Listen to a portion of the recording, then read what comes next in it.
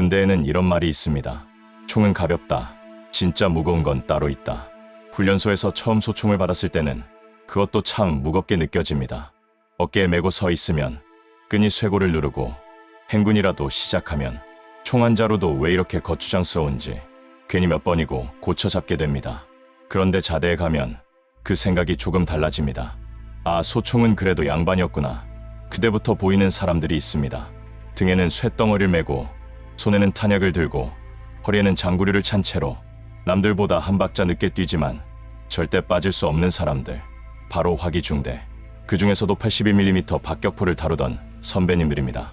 오늘은 이름만 들어도 어깨가 묵직해지는 보지, 82mm 박격포병, 그리고 그와 비슷하게 무거운 장비를 들고 다녔던 보직들에 대해 이야기해보려 합니다. 81mm, 60mm, M60K4 무반동총, 탄약수, 통신병 출신 선배님들이라면 아마 듣는 순간부터 그 시절 어깨가 다시 뻐근해지실지도 모르겠습니다. 첫 번째 81mm 박격포, 나눠 들어도 무거웠다. 박격포, 말로 들으면 간단합니다. 포신을 세우고 탄을 넣고 고각으로 날려보내는 화기. 하지만 직접 들고 다닌 사람들에게 박격포는 그냥 무기가 아니었습니다. 그건 거의 쇳덩어리로 된 생활관 동기였습니다. 81mm 박격포는 보병부대의 중요한 간접 화력입니다.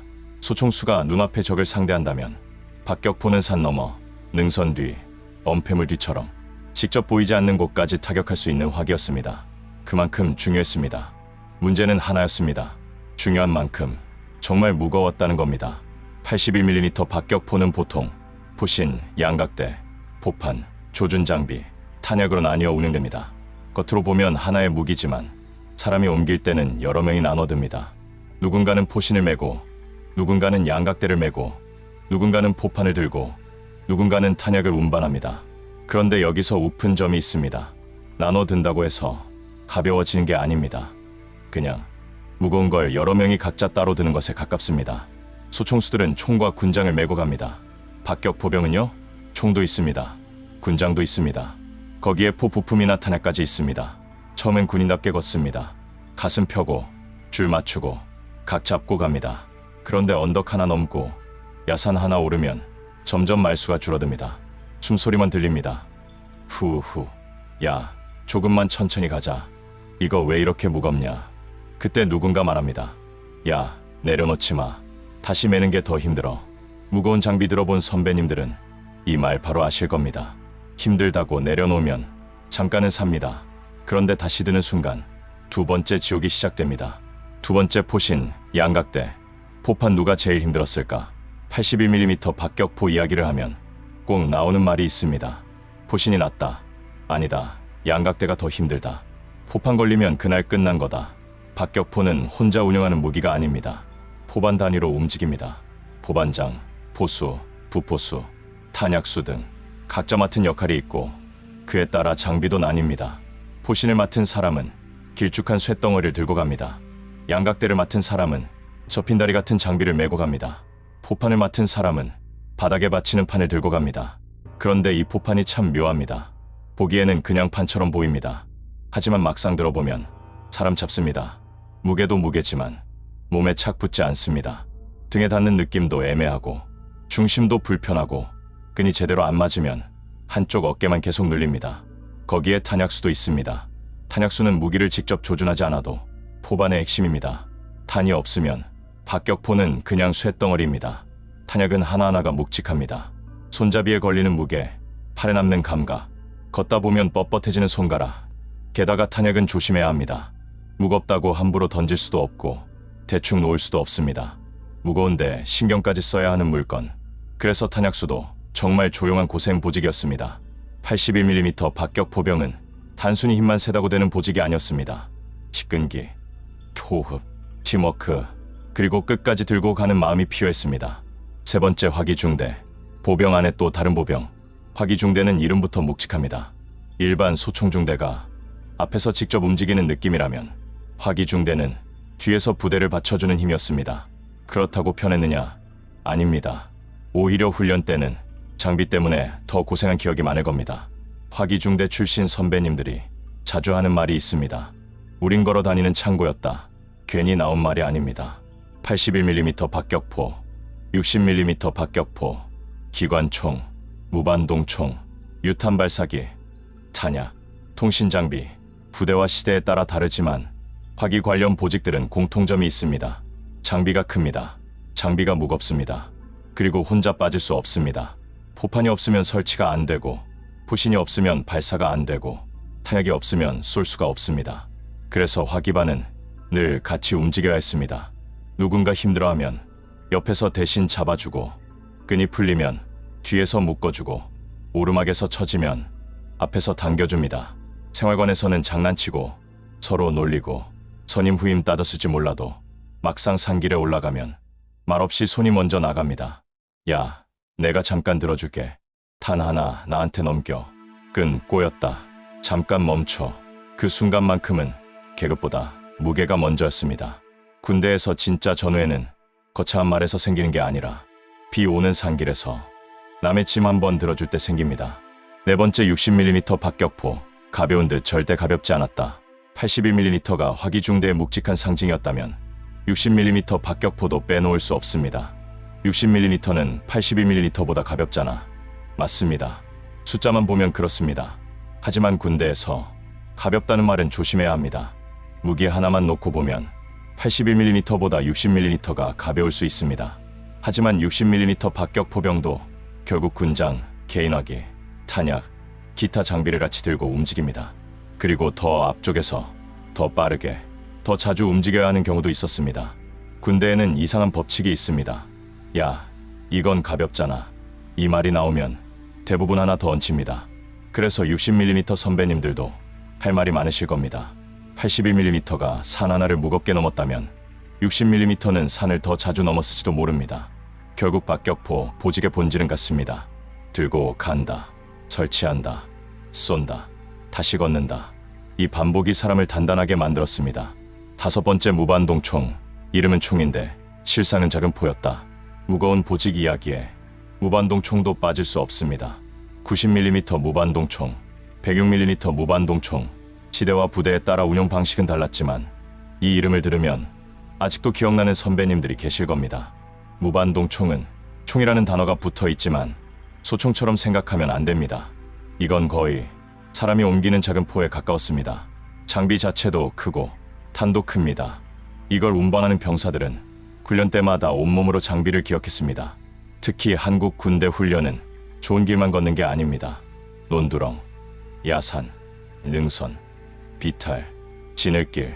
훈련은 이상하게 장비가 가장 싫어하는 장소에서 벌어집니다. 그리고 그날따라 길은 더 멀고 언덕은 더 가파르고 하늘은 더 덥거나 더 춥습니다. 그래서 무반동총 보직 선배님들은 무게 이야기가 나오면 표정부터 달라집니다. 야, 너희는 그래도 총 들었잖아. 우린 총이 아니라 쇳덩어리를 들었다. 어느 보직이 더 힘들었다고 단정할 수는 없지만 무반동총 보직은 화기중대 무게 경쟁에서 늘 상위권에 들어갈 만했습니다. 여섯 번째 K사와 M60 멋있어 보이지만 들면 다르다. K사 고속유탄기관 총도 이름만 들어도 묵직한 장비입니다. 차량이나 삼각대에 거치해 운영하는 경우가 많지만 훈련에서는 본체만 생각하면 안 됩니다. 거치대, 탄약상자, 부속품, 개인 장비 다 합치면 사람이 체감하는 무게는 훨씬 커집니다. 중화기들의 진짜 문제는 몸에 예쁘게 붙지 않는다는 겁니다. 모양이 불편하고 중심이 애매하고 부딪히면 아프고 내려놓기도 애매합니다. M60 기관총도 마찬가지입니다. 처음엔 멋있어 보입니다. 기관총 사수, 왠지 강해 보이고 전투의 중심처럼 느껴집니다. 그런데 훈련을 나가면 무엇보다 무게가 먼저 옵니다. 기관총 본체, 탄띠, 탄통, 예비총열, 부속품. 기관총은 들고 뛰기 불편합니다. 길고 무겁고 엎드렸다 일어날 때도 힘듭니다. 그리고 부사수도 만만치 않습니다.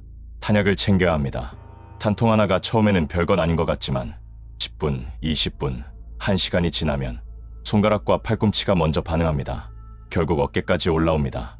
그래서 기관총 보직도 무거운 보직 이야기에서 절대 빠질 수 없습니다. 일곱 번째 탄약수와 통신병. 조용하지만 무거웠던 사람들. 무거운 보직을 이야기할 때 탄약수는 꼭 들어가야 합니다. 사수, 포수, 조준수는 무기를 직접 다루니까 눈에 띕니다. 하지만 탄약수는 뒤에서 묵묵히 나릅니다. 그런데 실제로는 탄약수가 없으면 아무것도 못합니다. 81mm도 60mm도 기관총도 K사도 결국 탄이 있어야 제 역할을 합니다. 탄약수는 무겁지만 조심해야 하는 물건을 듭니다. 이게 사람을 더 피곤하게 만듭니다. 차라리 무겁기만 하면 괜찮은데 무거운데 잃어버리면 안 되고 대충 다루면 안 되고 수량도 확인해야 합니다. 그래서 탄약수는 조용하지만 정말 힘든 보직이었습니다. 그리고 통신병도 있습니다. 등에는 무전기, 몸에는 개인 장비, 손에는 부속품. 통신병은 무게도 무게지만 책임감이 컸습니다. 훈련 중에 통신이 안 되면 분위기가 바로 달라집니다. 야, 왜 안 터져? 다시 잡아봐. 배터리 확인해. 위치 옮겨. 그러면 통신병은 땀을 흘리면서도 장비를 붙잡고 계속 맞춰봅니다. 산속에서는 신호가 약하고 비가 오면 장비가 걱정되고 야간에는 위치 잡기도 어렵습니다. 박격 포병이 쇳덩어리에 무게를 들었다면 통신병은 연결이 끊기면 안 된다는 압박까지 같이 들고 다닌 셈입니다. 8번째 군장에서 가장 무서운 말 추가 장비. 군장에서 가장 무서운 말 추가 장비. 군대에서 가장 무서운 말 중 하나가 있습니다. 개인 장비 외추가. 이 말이 나오면 다들 표정이 굳습니다. 이미 기본 군장만으로도 충분히 무겁습니다. 방탄, 탄띠, 수통, 야전삽, 판초회, 전투식량, 개인화기. 여기에 보직 장비가 추가됩니다. 박격포 부품, 기관총, 탄약, 무전기, 삼각대, 부속품. 이 순간부터 훈련은 체력전이 됩니다. 초반에는 다 같이 갑니다. 하지만 시간이 지나면 보직별 피로도가 달라집니다. 중화기 보직은 처음부터 무게가 다릅니다. 어깨가 눌리고 허리가 굽고 무릎이 뻐근해집니다. 쉬는 시간에도 마음이 편하지 않습니다. 장비를 어디 내려놓을지 신경 써야 하고 다시 맬 생각을 하면 한숨이 먼저 나옵니다. 하루가 끝나면 몸에 흔적이 남습니다. 어깨에 끈 자국, 손바닥 굳은 살, 전투복의 흘, 쇳가루, 기름때. 그게 그 보직의 훈장 같은 것이었습니다. 남들이 몰라도 본인은 압니다. 오늘도 내가 이걸 들고 여기까지 왔다. 9번째 그래도 그들이 부대를 바쳤다. 그렇다면 왜 이런 무거운 보직이 필요했을까요? 부대가 움직이려면 소총만으로는 부족했기 때문입니다. 소총수는 보병의 기본입니다. 하지만 전투에는 다양한 화력이 필요합니다. 멀리 있는 목표를 타격할 화기, 엄폐한 적을 제압할 화기, 아군의 움직임을 도와줄 기관총, 그리고 그 모든 움직임을 연결하는 통신. 81mm 박격포는 보병에게 큰 힘이었습니다. 직접 보이지 않는 곳까지 화력을 넣어줄 수 있다는 건 작전에서 매우 중요한 일이었습니다. 기관총은 제압화력이었고 무반동총은 중요한 표적에 대응하기 위한 화기였고 통신병은 그 모든 움직임을 연결했습니다. 그러니까 이 보직들은 단순히 힘든 보직이 아니라 부대 전체를 받쳐주던 기둥 같은 보직이었습니다. 다만 그 기둥이 사람 어깨 위에 올라가 있었던 겁니다. 그래서 화기중대 출신 선배님들의 군 생활은 몸으로 기억되는 경우가 많습니다. 어느 훈련이 힘들었냐고 물으면 작전명보다 먼저 장비 무게가 떠오릅니다. 어느 산을 넘었는지, 비가 왔는지, 눈이 왔는지, 그리고 그날 내가 뭘 들고 있었는지. 그 기억은 오래갑니다. 10번째 무거운 보직이 남긴 기억. 무거운 보직이 남긴 기억. 그 시절에는 몰랐습니다. 왜 내가 이걸 들어야 하는지, 왜 하필 내가 포판인지, 왜 내가 탄약수인지 속으로 원망도 했을 겁니다. 나는 왜 편한 보직이 아니었을까? 나는 왜 이런 걸 들고 산을 타야 할까? 하지만 지나고 보면 그 시간은 이상하게 오래 남습니다. 좋아서 남는 게 아닙니다. 힘들어서 남습니다. 너무 힘들었던 기억은 사람 몸속에 오래 남습니다. 세월이 지나 술자리에서 그 이야기를 하면 웃습니다. 야, 81mm 포판 들어봤냐? 탄약수는 진짜 말이 없어진다. M60은 멋있어 보이는데 하루 들면 생각이 바뀐다. 통신병은 무전기랑 같이 전역하는 줄 알았다. 그때는 정말 죽을 맛이었는데 지금은 이상하게 웃으면서 말합니다. 군대가 남긴 가장 현실적인 교훈은 어쩌면 이런 것일지도 모릅니다.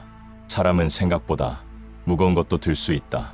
다만 혼자 들면 너무 힘들고 같이 들면 조금 버틸만하다. 선배님들, 오늘은 81mm 박격포를 중심으로 군대에서 무거운 장비를 들고 다녔던 보직들에 대해 이야기해봤습니다. 81mm 박격포병, 60mm 박격포병, 무반동 총보직, K사 M60 탄약수, 통신병. 각자 맡은 장비는 달랐지만 공통점은 하나였습니다.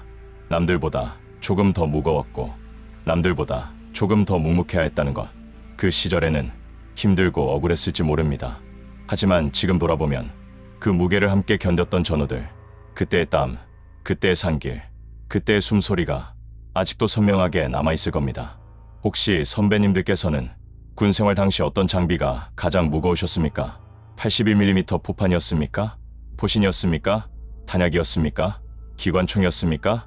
아니면 무전기였습니까? 댓글로 선배님들의 보직과 가장 기억나는 훈련 이야기를 남겨주십시오. 그 시절을 함께 지나온 분들의 이야기가 또 다른 전우들에게는 가장 진짜 같은 기록이 됩니다. 오늘도 들어주셔서 감사합니다. 전우의 일지였습니다.